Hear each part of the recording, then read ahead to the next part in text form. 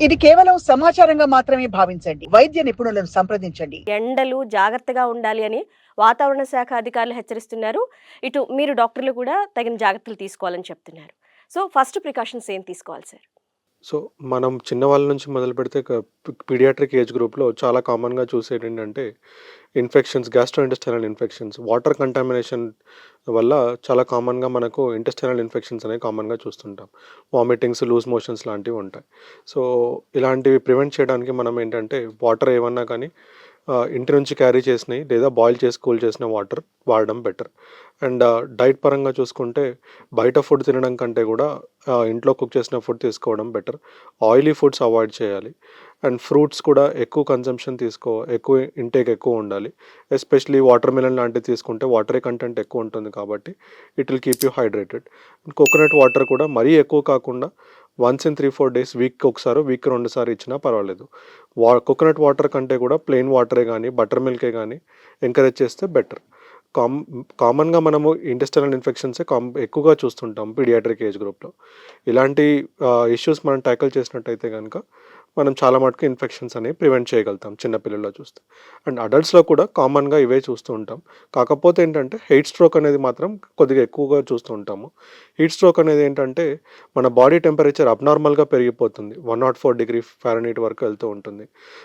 Especially ఎప్పుడంటే ఈ sun ఎన్విరాన్మెంట్స్‌లో ఎక్కువ ఉన్నప్పుడు లేదా హీట్ ఎక్కువ ఉన్నప్పుడు, ఫిజికల్ యాక్టివిటీ ఎక్కువగా చేసినప్పుడు ఏంటంటే బాడీ టెంపరేచర్ అనేది చాలా హై ఉంటుంది.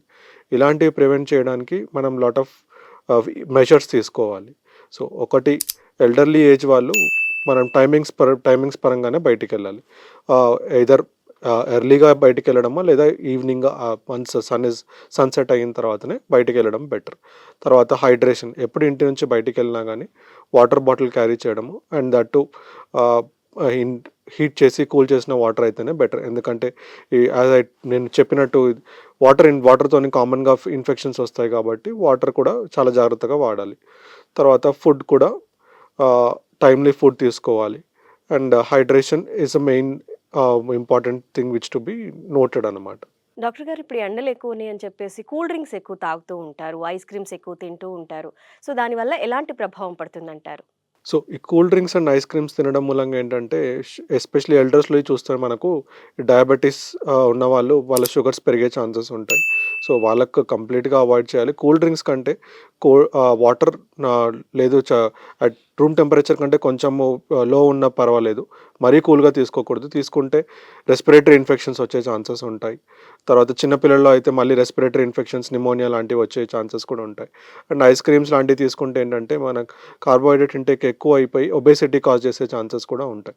వన్స్ ఇన్ ఎ వైల్ పర్వాలేదు. బట్ ఫ్రీక్వెంట్‌గా తీసుకుంటే దానివల్ల వచ్చే సైడ్ ఎఫెక్ట్స్ చాలా ఎక్కువగా ఉంటాయి కాబట్టి it's better to be avoided. Okay. Doctor గారు, చాలా మంది వరకు న్యూ బోర్న్ బేబీస్ ఉంటారు.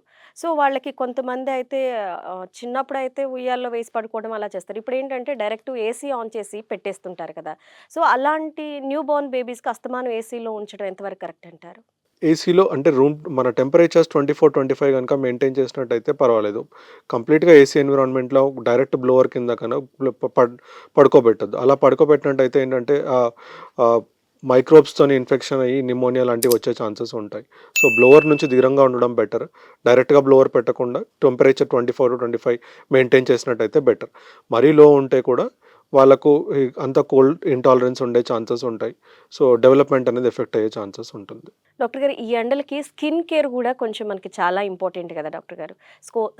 స్కిన్ కేర్ ఎలా తీసుకోవాలంటారు? స్కిన్ కేర్ ఎస్పెషల్లీ బయటికెళ్ళే వాళ్ళు ప్రొఫెషన్ పరంగా తప్పదనుకునే వాళ్ళు సన్ స్క్రీన్స్ వాడొచ్చు. సన్ స్క్రీన్స్ అప్ టు 30% వరకు వాడొచ్చు. అండ్ హైడ్రేషన్ కంపల్సరీ తీసుకోవాలి.